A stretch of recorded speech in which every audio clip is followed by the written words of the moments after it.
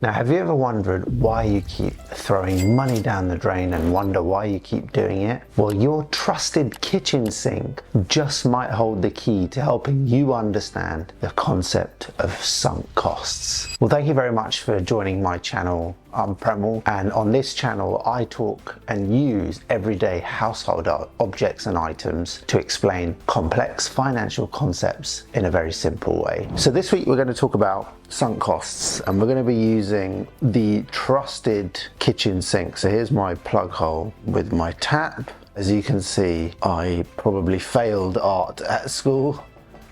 So there's the trusted kitchen sink with your taps. The way to define really sunk costs is sunk costs are effectively, it's money that you keep putting into something and you're expecting a return, i.e. you're expecting more back, but actually that doesn't happen as expected, right?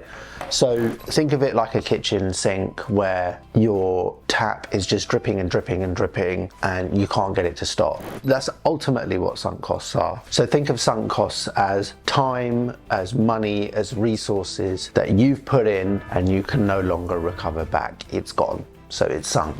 And the challenge of sunk costs is a psychological issue, because ultimately what you're doing is you're throwing good money or resources or time after bad, right? You keep thinking in your head that if I just put more money in, if I put more time in, if I put more resources in, this is going to pay off. And ultimately it doesn't. So you just dig yourself a deeper and deeper and deeper hole. That tap keeps dripping. You've got to figure out a way to ultimately turn it off. So a really good example of the sunk cost fallacy is the car, right? So I went to the car showroom and I was sold a used car. I think I got a good price and it cost me $1,000, right? Which sounds wonderful. Bargain. 2 months in, the exhaust goes. That's going to cost me $500 to replace. So I spend that. Another few months later, the wheels need replacing, and that cost me another $500. A few months after that, unfortunately, the gearbox needs changing. That's $1,000. You add those up, plus what it originally cost you, and you got $1,000 plus $500 and $500. That's $2,000 plus. The car's ended up costing you $3,000. And by the way,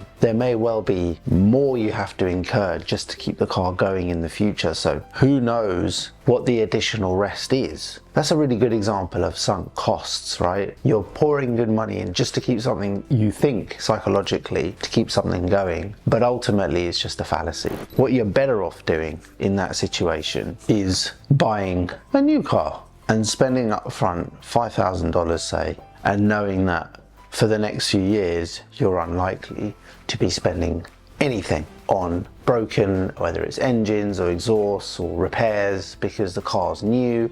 It's much less likely to go wrong, and ultimately this cost is probably much more fixed. You're not going to have additional sunk costs that you have to put in, and therefore you're going to be much better off. Now, another real life example of mine, a really good friend of mine, I'm going to call him Jeff, started a business, and his paid up capital to start the business was $10,000 to get the business going. And Jeff was developing software for the insurance industry. He was developing the product, he was trying to sell it, and over the course of about 4 years, he and his investors put in another $250,000. And so they spent $260,000 getting this business going. Now, they got some sales, but they actually figured out that they'd have to put in even more money just to keep it going. Jeff had a realization that ultimately this was turning out to be a sunk cost. He had a dripping tap. And so what Jeff ultimately figured out through the support of some advisors and some friends is, look, unless you really believe this is going to go and the data points aren't there to suggest it, you have sunk costs, Jeff. You're going to keep throwing good money after bad to keep this business going. And while psychologically that was very hard for him to accept, ultimately he had the self-awareness to say, yes,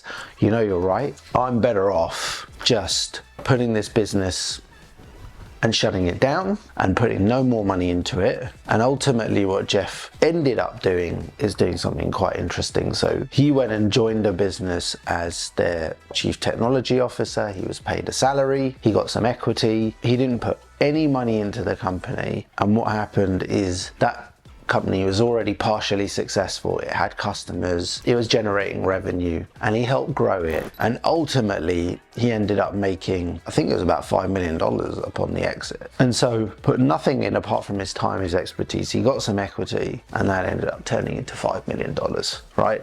So he identified through friends and advisors and his own self-awareness that continuing to run his business, while would have been great, was a sunk cost fallacy, and ultimately pivoted, moved into this model, and did incredibly well for him and his family. So to summarize, sunk costs are effectively time, money, and resources that you put into some endeavor hoping that you'll get a return back over and above your original investment. But ultimately that doesn't happen.